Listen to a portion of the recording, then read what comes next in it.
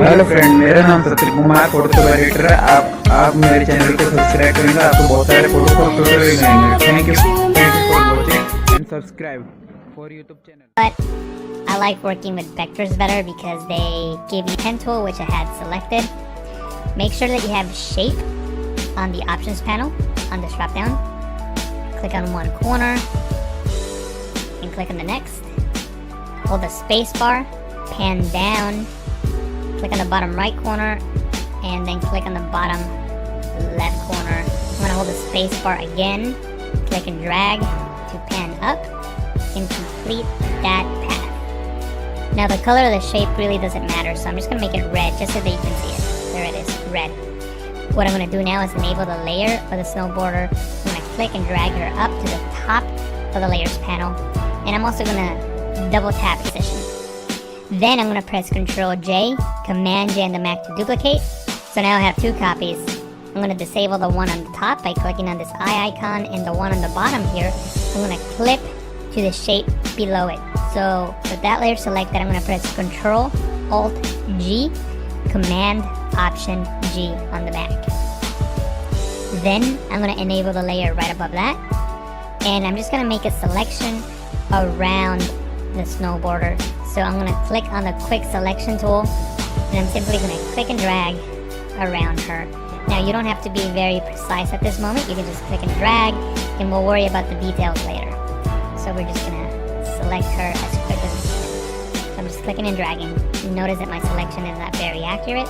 You shouldn't spend too much time at this moment. If you select an area like this part here that is obviously not going to be part of the selection, I'm going to hold Alt, Option on the Mac, click and drag just to refine that selection just a little bit more.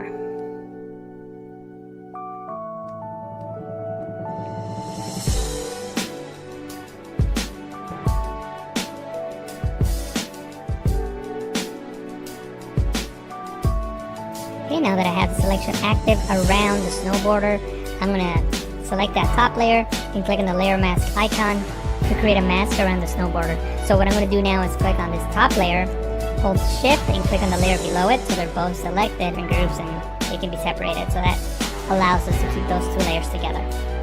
What I'm going to do now is press Ctrl T, Command T to transform to scale this and adjust it accordingly. If you can't see the corner handles that you want to click and drag on, you can press Ctrl 0, that's Command 0 on the Mac, for the bird's eye view that allows you to see all four corner handles. Then I'm going to click and drag on this one here to scale it down by holding Shift, Alt, that's Shift, Option on the Mac. Now at this point, we can go back and adjust the layer mask if we need to. So I'm going to zoom in just so we can see the areas that we need to work on. So we need to work on this area and then the blue outline around her body. So we can adjust that by clicking on the layer mask in the properties panel. You can click on mask edge. Also, with this brush selected, I can click and drag here on the hair, and hopefully we'll get a better selection. So now I didn't do that good of a job here, so I'm just gonna leave it like this for now, and then I can come back with the brush tool and fix that in a moment. So I'm gonna press OK, click on the brush tool, paint with white in areas that I want to keep. So I'm just gonna paint with white in these areas here. And I know I'm selecting some of the sky, but that's okay. I'm going to get rid of that by pressing X on the keyboard, which swaps the foreground and background color. And with black, I'm going to paint on that layer mask to get rid of the sky here.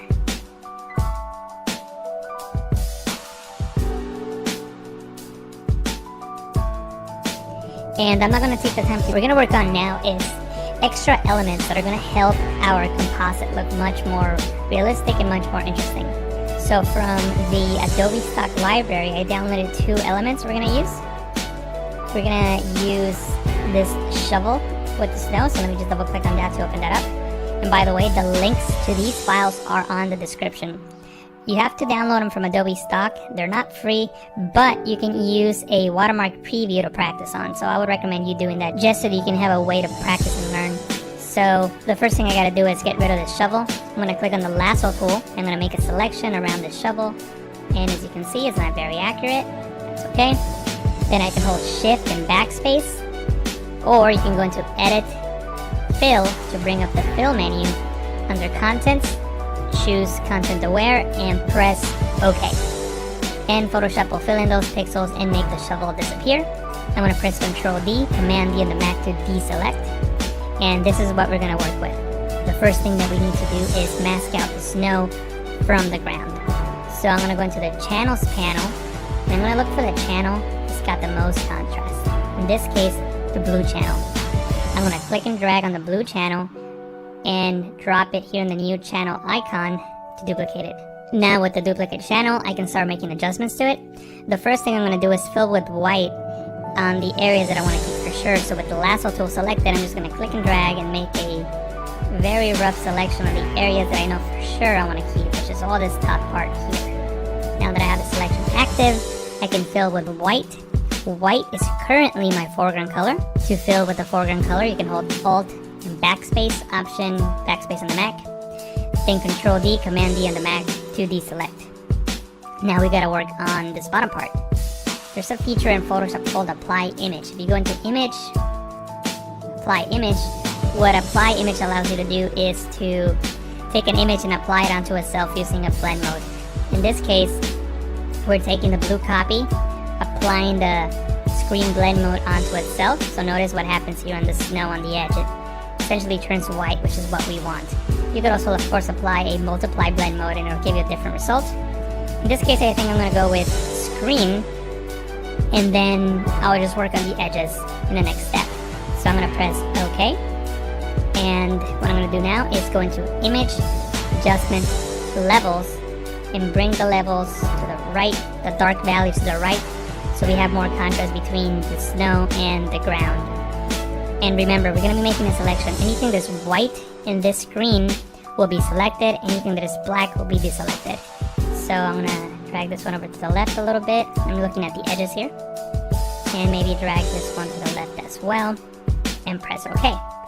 Now, what I'm going to do now is click on the brush tool, select black as my foreground color so I can paint with black. I'm going to increase the size of my brush by clicking on the right bracket key on the keyboard. And I'm just going to paint with black. And again, you don't have to be very accurate. As long as you get close enough, it should be good. And I'm just painting these pixels away, which represent the floor. And once again, I'm going to go into Image, Adjustment, Levels, and darken up some of the darker pixels and brighten up the midtones a little bit. And press OK. So this selection looks like it'll work. So I'm going to press Control, Command on the Mac, click on the blue copy icon to make a selection around it. Go back into the Layers panel. On the background layer, which is the only layer that we have in this document, I'm going to click on the new layer mask icon, and notice now that the floor is no longer there. Now, it's not a perfect selection, but it's going to work because the color of the floor and the color of the table are very similar colors, and I think we're going to be able to get away with it. So what I'm going to do is I'm just going to simply click on the layer, select the Move tool, click and drag the layer over onto the other file by hovering over the tab, then coming down and releasing, and there's our file. It's a really big layer, so we're going to need to scale it down. Control T, Command T on the Mac, transform. We can't see the corner handles, so I'm going to press Control 0, Command 0 on the Mac. There's the corner handles. And now I'm going to adjust them accordingly. I'm holding Shift as I'm clicking on these corner handles to keep the file constrained. The angle is not really matching my scene, so I'm going to right click on it and choose Flip Horizontal. And from here I can match the scene a little bit better, and I can even distort it if I want to. Maybe right click on it and choose Distort just to get a better perspective of the scene that we're working with. Maybe something like this. And press Enter when you're done. Now that we have this file in place, I'm going to press Z on the keyboard, right click, fit to screen. Then I'm going to press V on the keyboard to get the Move tool, and maybe I can move it around if I need to. And I'm going to click on the new group icon to create a new group. I'm going to click and drag this snow layer in there. I'm going to collapse it, and now it's in that group. Next, I'm going to hold Alt, Option on the Mac, and click on the layer mask icon to create a black layer mask which hides everything. Then, with the brush tool, I can paint with white on this layer mask to start revealing some of that snow. So I'm going to use the bracket keys on the keyboard as I work to increase and decrease the size of my brush. So I'm just painting with white, just bringing in some of that snow.